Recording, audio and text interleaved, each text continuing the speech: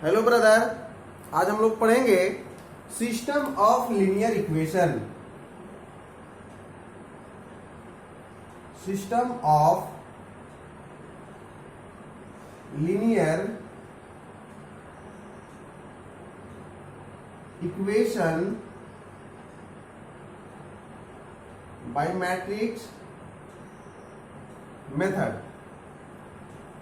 System of linear equation by matrix method यानी कि matrices को यूज करके हमें जो लीनियर इक्वेशन गिवन है उसका वैल्यू फाइंड करना है। आप लीनियर इक्वेशन को फाइंड करने 10th क्लास में सीखा होगा एक्स वाई का वैल्यू फाइंड करने। हम लोग यहाँ पे एक्स वाई के साथ साथ एक्स वाई जेड यानी कि 3 वेरिएबल्स वाले को फाइंड करेंगे मैट्रिक्स को यूज कर। अब मैट्रिसेस के बारे में हम लोग जान चुके हैं। मैट्रिसेस का सारा वीडियो जो है पीछे अपलोड किया हुआ है, यदि आप नहीं जानते होंगे तो उसको देख लेना है, ठीक है। अब देखो भाई किस तरीके का क्वेश्चंस को इसमें हम सॉल्व करते हैं। देखो, यदि आपके पास इक्वेशन होता है a1x plus b1y plus c1z equal d1, a2x plus b2y plus c2z equal d2, a3x plus b3y plus c3z equal d3। यह 3 इक्वेशन आपके पास गिवन रहेगा जिसमें 3 वेरिएबल्स है और यह तीनों वेरिएबल्स का हमें वैल्यू फाइंड करना है। तो इस तरीके के क्वेश्चंस में हम करते क्या है कि सबसे पहले जितना भी वेरिएबल का कोफिशिएंट है उसको एक मैट्रिसेस में अरेंज करते हैं। एक मैट्रिसेस में क्या करते हैं भाई? अरेंज करते हैं। तो यहां पे लिखेंगे हियर मैट्रिसेस ए लेते हैं और फर्स्ट वाले कॉलम में एक्स के सारे कोफिशिएंट को कॉलम फर्स्ट में अरेंज करते हैं, a1 a2 a3, और y वाले को कॉलम 2 में करते हैं, तो b1 b2 b3, और z वाले को 3 में करते हैं, c1 c2 c3। और जो कांस्टेंट टर्म होता है भाई उसको मैट्रिसेस b लेता हूं और सारे कांस्टेंट टर्म को कॉलम में अरेंज कर लेते हैं, c1 c2 c3। और जो वेरिएबल्स होते हैं उसे मैट्रिसेस x लेते हैं और सारे वेरिएबल्स को इसमें कॉलम में अरेंज कर लेते हैं, x y z। इसको इस फॉर्म में मैं कन्वर्ट कर लिया। इसके बाद मैं डिटर्मिनेंट्स a का फाइंड करता हूं, डिटर्मिनेंट्स ऑफ a। यदि इस डिटर्मिनेंट्स का value is not equal to 0 होता है तब यह जो सिस्टम ऑफ इक्वेशन है यह कंसिस्टेंस होता है, यानी कि इसका एक यूनिक वैल्यू फाइंड होगा। सारे एक्स और वाई का जो है यूनिक वैल्यू फाइंड होगा। तब हम यहां से एडजॉइंट निकालेंगे, एडजॉइंट ए निकालेंगे और ए इनवर्स फाइंड कर लेंगे। क्या फाइंड कर लेंगे भाई? A inverse. यदि आपने ए इनवर्स फाइंड कर लिया, सारा प्रोसेस आप जानते हो कि एडजॉइंट को फाइंड करने के लिए आपको कोफैक्टर फाइंड करना होगा और कोफैक्टर फाइंड करने के बाद इस फॉर्मूले पे रख देंगे तो ए इनवर्स निकल जाएगा। इसके बाद वी नो दैट, हम जानते हैं कि एक्स इक्वल होता है A inverse B. X equal क्या होता है भाई? A inverse B. यदि ए इनवर्स बी कर लेता हूं, क्यों होता है? देखो भाई, इस वाले को आप ऐसे भी लिख सकते थे, ए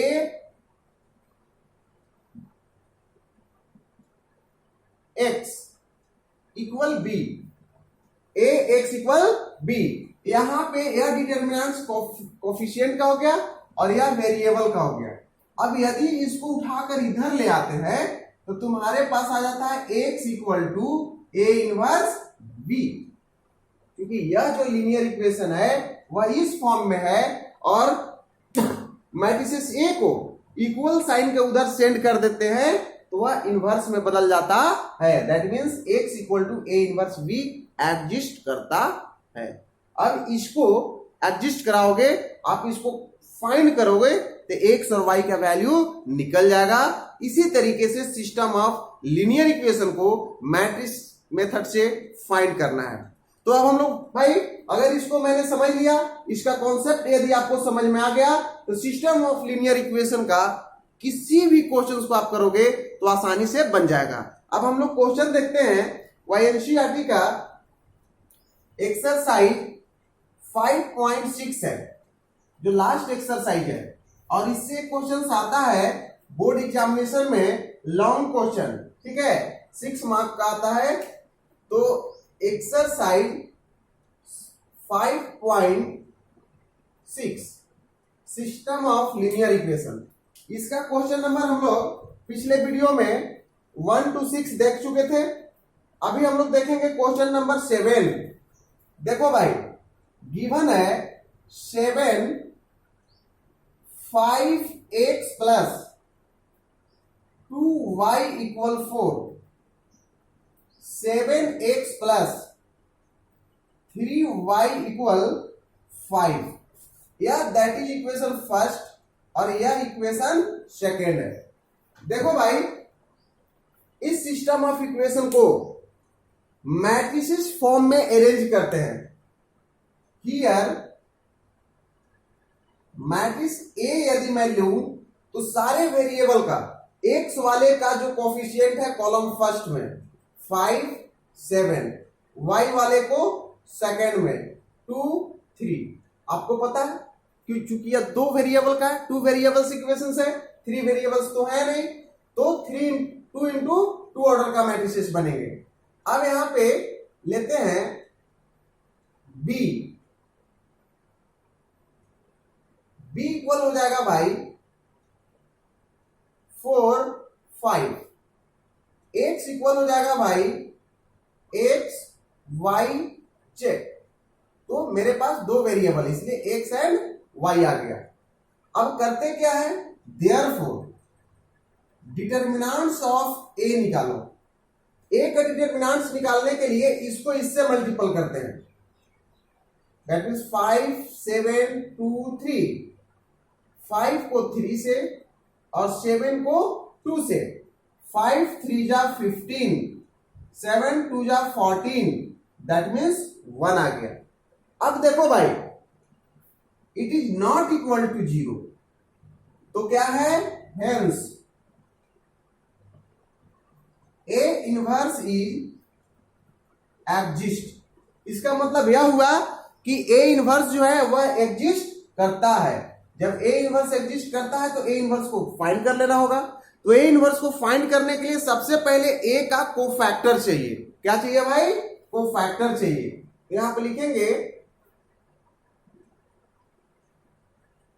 कोफैक्टर ऑफ ए 1 1। कोफैक्टर निकालने का जानते ही हो तरीका। आप यहां पे पहुंचे तो इसके आमने सामने वाले को रिमूव कर देते हैं।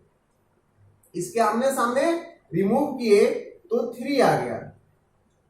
A12 माइनस में आएगा, इसके आमने सामने रिमूव किए तो -7 हो गया। A21 इसमें भी निगेटिव होगा, यहां पे आ गए, इसके आमने सामने रिमूव किए तो यहां पे 2 आ गया। A22 अब यहां पे पहुंचे भाई तो रिमूव करने के बाद 5 बचा। देयरफॉर एडजॉइंट ए का मतलब क्या बोला था मैंने, ट्रांसपोज ऑफ कोफैक्टर, यानी कि जो रो में था ना भाई उसको कॉलम में अरेंज करते हैं। इसको फर्स्ट कॉलम में रखेंगे। 3 -7 -2 5 हो गया भाई। Therefore A inverse equal 1 by determinants A adjoint A equal 1 by 1। Adjoint लिखो भाई 3 -7 -2 5 इक्वल 3 -7 -2 5। यह हो गया भाई।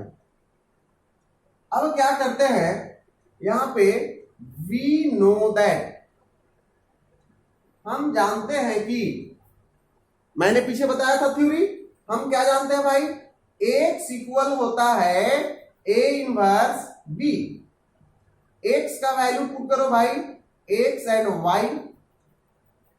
ए इनवर्स क्या है, 3 -7 -2 5। बी का वैल्यू रखो भाई 4 5। अब मल्टीपल करो, तो मैट्रिसेस का मल्टीप्लीकेशन मैं बताया था कि फर्स्ट वाले का रॉ और सेकेंड वाले का कॉलम के साथ करते हैं। तो 3 इंटू 4 करेंगे, 3 4 जा 12 हो गया, -2 इंटू 5 करेंगे तो -10 हो गया, इसमें आ जाएंगे। 7 इंटू 4 करेंगे -24, 5 इंटू 5 करेंगे +25। अब जो तुम्हारे पास आया भाई एक्स वाई इक्वल टू 1। अब क्या करेंगे, definition of equal matrices.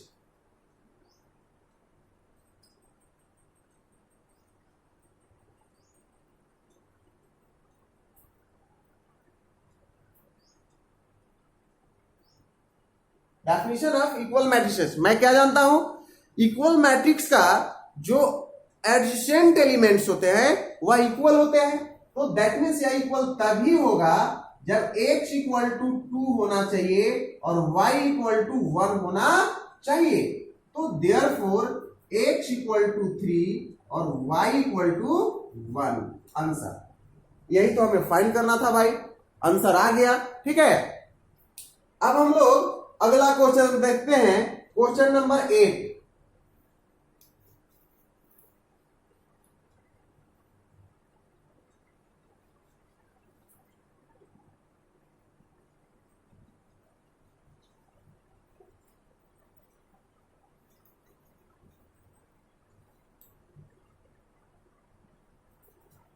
Question number 8 देखो भाई, यदि क्वेश्चन समझने में परेशानी हो रही होगी तो आप कमेंट्स बॉक्स में कमेंट कर सकते हो, और यदि चैनल को सब्सक्राइब नहीं किए हो तो सब्सक्राइब कर लोगे, ताकि सारे वीडियो का नोटिफिकेशन जो है आप तक पहुंचता रहे। और फ्री ऑफ कॉस्ट क्लास करते रहना है, फुली ऑफलाइन की तरह अपने घर बैठे, आपके घर में ही क्लासरूम बन जाएगा मैथमेटिक्स का।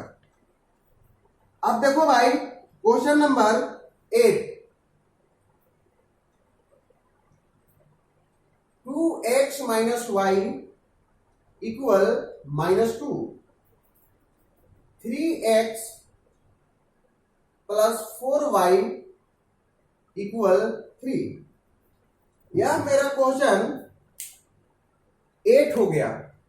That is equation first, that is equation second.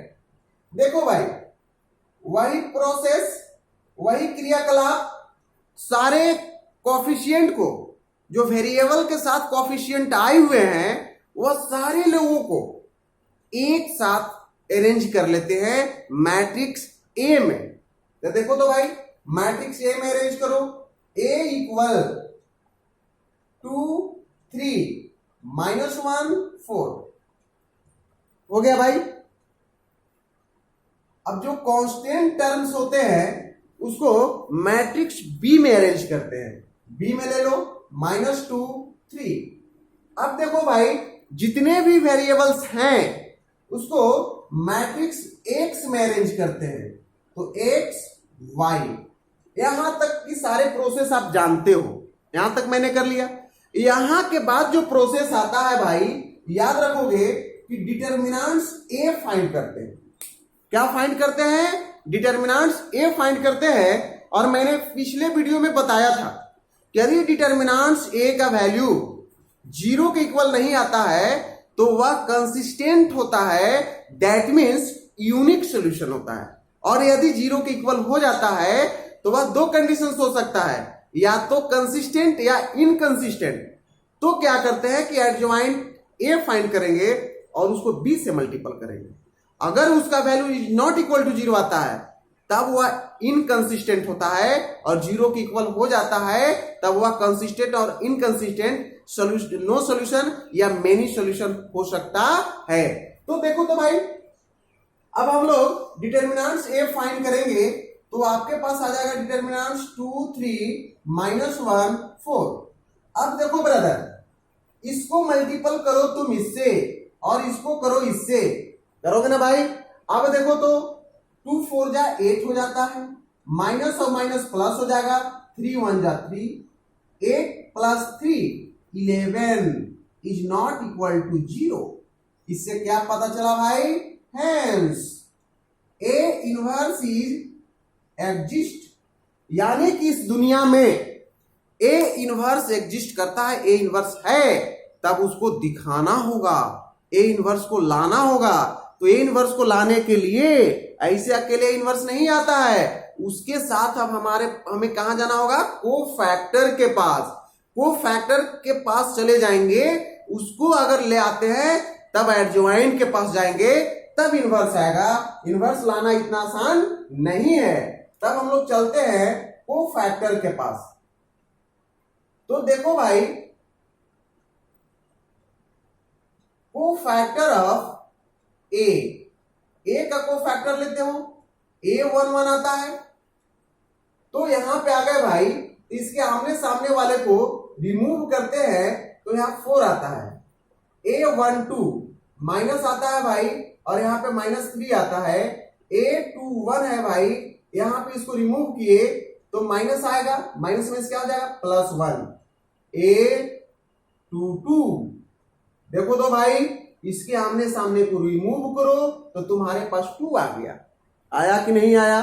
Therefore adjoint adjoint लिखने के लिए मैंने बोला था भाई कि transpose of cofactor, that means जो कोफैक्टर का रॉ है उसको मैं कॉलम में कर लूंगा। तो देखो तो भाई, यह मेरी जो रॉ है इसको कॉलम में करो, और यह जो मैंने रॉ लिया था इसको 1 2 कॉलम में कर लो। आ गया। अब देखो भाई, ए इनवर्स निकालते हैं, तो therefore A inverse equal 1 by determinants A into adjoint A. यह फॉर्मूला तो आप जानते हो।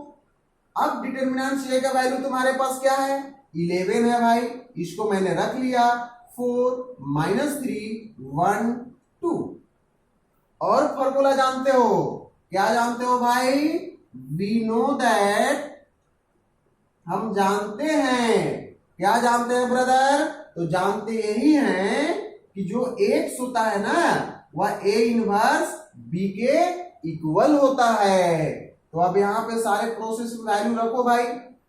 तो एक्स का जो वैल्यू है वह एक्स और वाई है, और ए इनवर्स का वैल्यू क्या आ गया भाई? उसको रख लो तुम, 4 -3 1 2। अब देखो भाई, तुम्हारे पास आ गया बी का वैल्यू क्या है? तो -2 है, और क्या है? 3 है। देखो भाई, 1/11, इसका ले लिया मैंने रॉ और इसका ले लिया मैंने कॉलम। तो देखो तो भाई, रॉ और कॉलम लिया तो कितना आ गया? 4 -2 किया तो -8 +3। अब देखो तो भाई, यहां पे आ जाओ तुम इसके साथ, तो माइनस +6 और +6 आ गया। देखो तो भाई, 1/11 तो तुम्हारे पास आ जाएगा भाई, क्या आ जाएगा? -5 और 12। अब देखो तो भाई, यदि 1/11 को अंदर घुसाते हो तो -5/11 और 12/11। अब वही प्रोसेस, कौन सा process? Definition of equal matrices. Definition of equal matrices by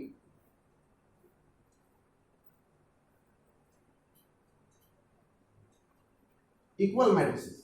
क्या होता भाई, इसका एडजेसेंट एलिमेंट नेक्स्ट वाले मैट्रिक्स के एडजेसेंट के इक्वल होते हैं। That means therefore x equal to -5/11 and y equal to 12/11। यह मेरा आंसर हो गया। देखो भाई, यह क्वेश्चन नंबर 8 कंप्लीट हो गया। अब हम लोग देखते हैं क्वेश्चन नंबर 9।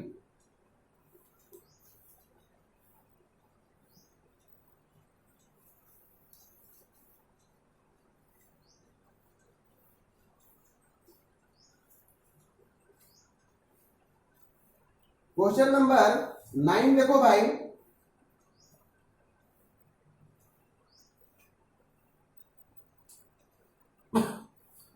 क्वेश्चन नंबर 9 क्या है भाई, 4x minus 3y equal 3, that is equation first. 3x minus 5y equal 7, that is equation second. देखो भाई, इसमें भी वही प्रोसेस जो करते आ रहे हैं। हियर ए लिख लो, सारे कॉफिशिएंट को वेरिएबल वाले का, 3 4 3 -3 -5। बी लिख लो भाई 3 7। एक्स लिख लो भाई एक्स वाई, डिटर्मिनेंट से फाइंड कर लो भाई 4 3 -3 -5। इसको इससे मल्टीपल किए, -20 plus 9 -11 is not equal to 0। Hence A inverse A inverse exist करता है। अब देखो भाई, को फैक्टर फाइंड करो। को फैक्टर ऑफ A11 यहां पे आ गए -5, A12 -3, A21 3 और A22 4। Therefore adjoint A equal -5 -3 3 4। Therefore A inverse equal 1 by determinants A into adjoint A equal A inverse equal कितना हो जाएगा भाई, इसका वैल्यू है -11 -5 -3 3 4। वी नो दैट, क्या जानते हो, x equal A inverse B imply that x का वैल्यू रखो x y, A इनवर्स का वैल्यू -11 -5 -3 3 4। B का वैल्यू बोलो भाई 3 7। मल्टीपल करो x y इक्वल -1/11। देखो भाई, इसका रॉ और इसके कॉलम के साथ करो तो तुम्हारे पास हो जाएगा -15 और +21। इसके साथ करो -3 3 जा 9 +28। अब देखो भाई, एक्स वाई इक्वल -1/11। 21 में से 15 घटा दो 6 आ जाएगा, और 28 में से 9 घटा दो तो 19 आ जाएगा। Implies that X Y equal -6/11 -19/11 by equal matrices x equal to -6/11 and y equal to 19/11, या आंसर आ गया।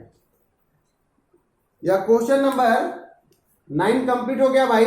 अगले वीडियो में फिर हम लोग देखेंगे क्वेश्चन नंबर 10 से। कंटिन्यू आप वीडियो को देखते रहे। एनसीईआरटी का ईच एंड एवरी क्वेश्चन का सॉल्यूशन आपको वीडियो में मिल जाएगा। आपको कहीं भी बाहर ट्यूशन करने की जरूरत नहीं है। आप घर बैठे सारे सिलेबस को कंप्लीट कर सकते हो। Good bye.